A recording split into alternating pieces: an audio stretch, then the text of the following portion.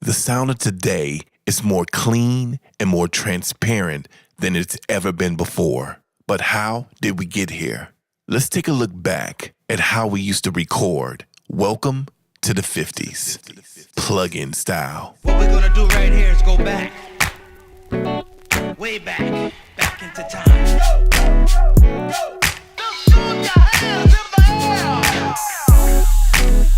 The magic of an accompaniment tailor-made in the fashion of today. I want everybody to get up off your seat and get your arms together and your hands together and give me some of that old soul.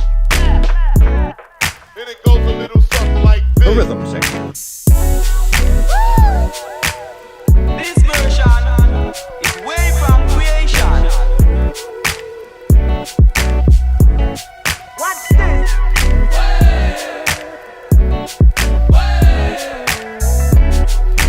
What you want? You know I got it. Okay, so let's start with the 50s. Music was starting to get really popular. And back then, there wasn't a lot of equipment like it is right now. Pretty much, there were only a few manufacturers, and engineers had to make their own gear or had to re-engineer or redesign what was already there. So with that said, let's look at some of the gear that was used back then. Now, with this drum loop, it's in mono. Back in the 50s, that's all there was mono. There was no stereo yet. So let's take this drum loop as a live recording going into a preamp. But before I unmute the preamp, let's listen to the drum loop.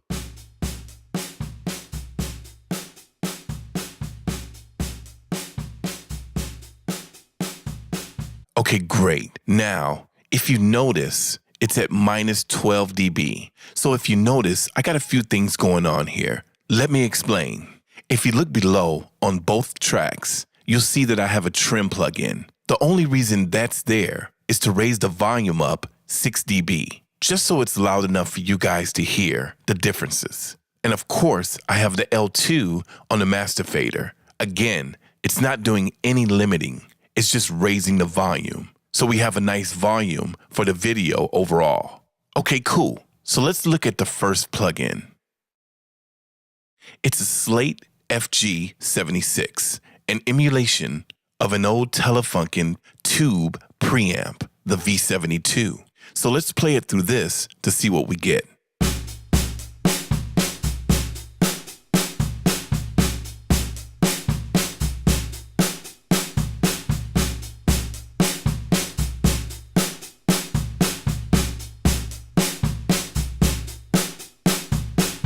Very nice. So I like how it saturates the snare. So I'm able to push the volume a little bit more. So let's A/B both of them to see the differences.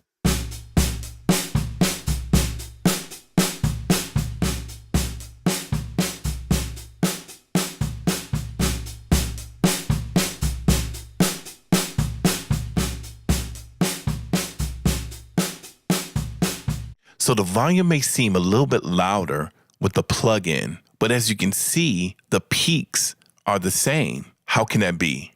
Well, it's something called saturation. And in this case, it's tube saturation. In general, it's bringing up the RMS level and making it seem like it's louder. Think of a limiter. A limiter will hold the peak, but yet bring the lower audio information up. So what a limiter does is squash that information and makes it louder. With saturation, it limits the sound without squashing it. It just starts turning into distortion when it's pushed too far. We'll go deeper into saturation on another video. So once they ran the drums through a preamp, they would have recorded it to an Ampex tape machine. And most noted back then, it would have been an Ampex 350. And Waves did an incredible job with emulating this tape machine. Let's check it out and see how this drum loop sounds through an Ampex 350.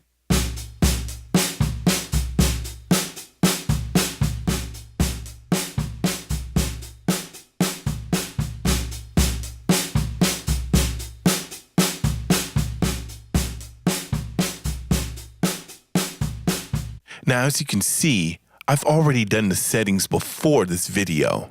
I meticulously went through each plugin to just barely hit it and then match the level afterward. Now, what I mean by barely hit it, if it has a VU meter, I'm trying to hit it between 0 and 3 with both the kick and the snare. That's exactly how they would have done it back in the day. Remember, it wasn't about pushing the music into the tape machine. They were just trying to get the best sound overall, not trying to get a saturated sound. It wasn't about that back then. And remember, these machines were meticulously calibrated as well to get the best and cleanest sound they could back in the day.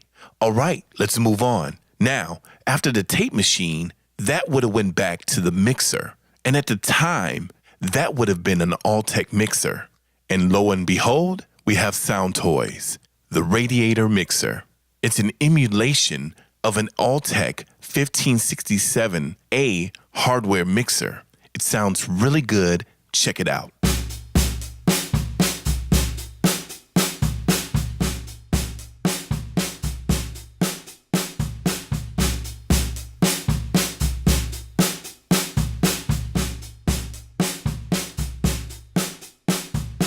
So the only thing about this plugin is the meter. Like the Slate 2 plugins, the meter reads the output. So the best way to set this plugin is keep the input and output at 0. Then slowly turn up the input until you see the meter hit 0 or in between 0 and 3. Then you know you're hitting it just right, or at least the tubes. This plugin has great color and I love it.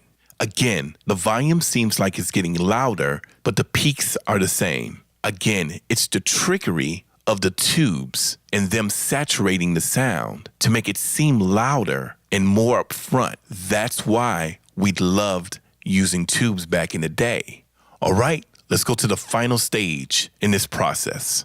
Back then, there were no mastering engineers to do the so-called mastering process. They would cut straight to the lathe, i.e. vinyl. So at this point, it was all up to the engineer who engineered this record to do the final process.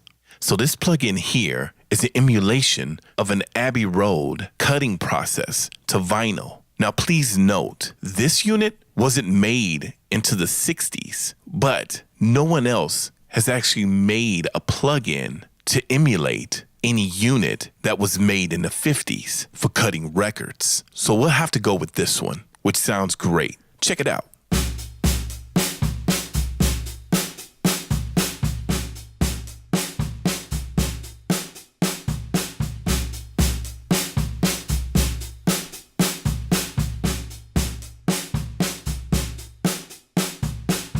I really like this plugin because not only does it add the noise, but it adds the crackle sounds that brings back that nostalgia of vinyl records and that whole analog sound. Very cool. So let's hear it again. And this time, I'm going to mute all the plugins and then start unmuting each one and go back and forth so you can hear the sound of it with the plugin and without. And then with all the plugins and without none of the plugins. So you can see how different they are and how it embellishes the sound by adding all these different colors from this process. And mind you, this is how it was done back in the 50s, and this is how it would have sounded.